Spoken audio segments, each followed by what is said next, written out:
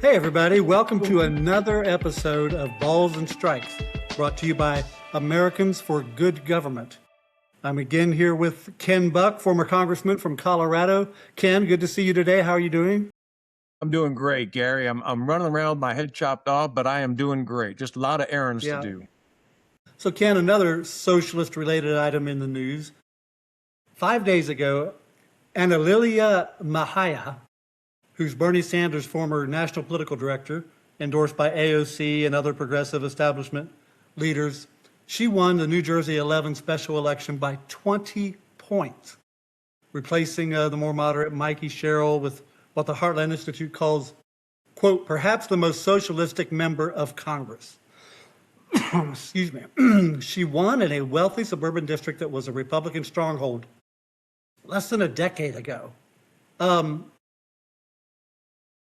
When Zoran Mamdani, the same week, delivered his 100-day address, with Sanders standing by his side, Mamdani said, I was elected as a Democratic Socialist and I will govern as a Democratic Socialist. So people are just so open about it.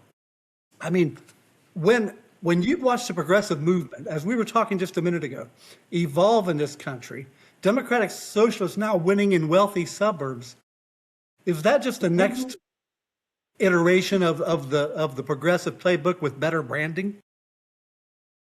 Well, Gary, I think one of the reasons that socialists are winning is because conservatives are messaging really poorly.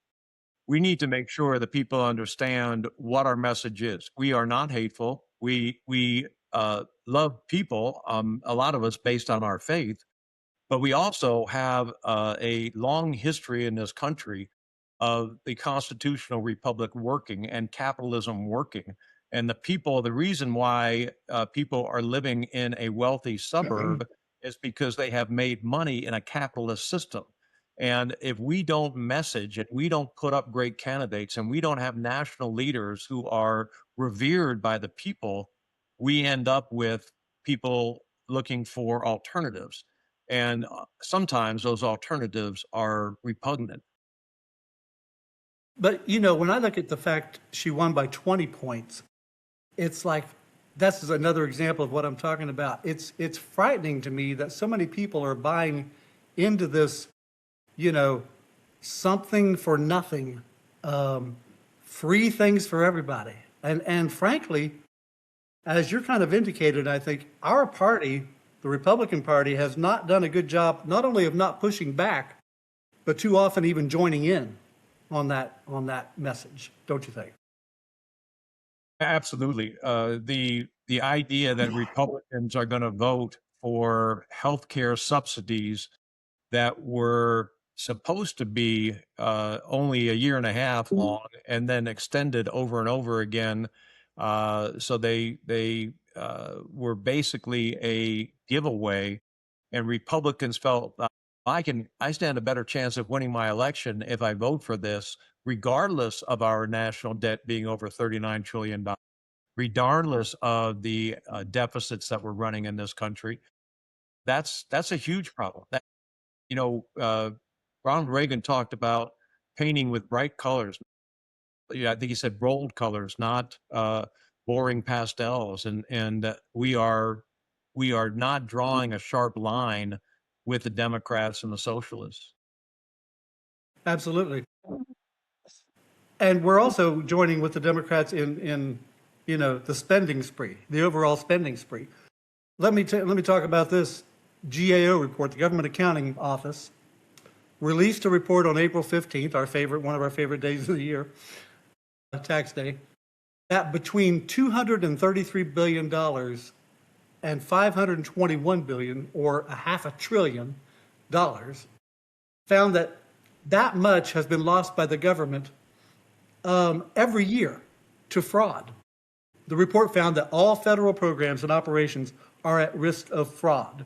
The GAO has issued more than 200 recommendations to improve fraud oversight.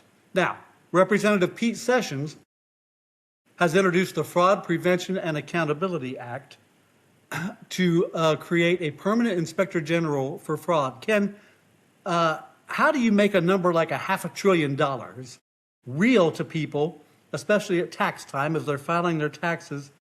What's the kitchen table version of this story for people?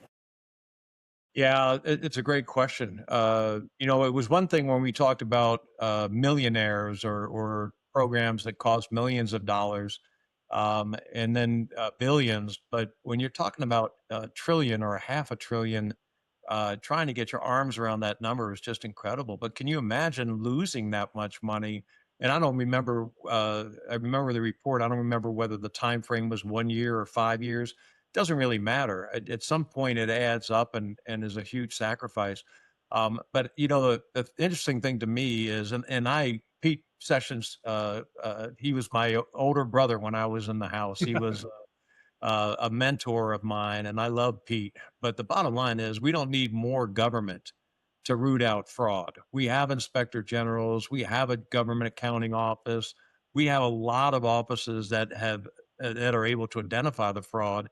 We need members of Congress like Pete Sessions who are willing to vote against more spending so that we don't end up with that kind of fraud number. I guess the leading states are not surprising when you look at the states that had the most fraud.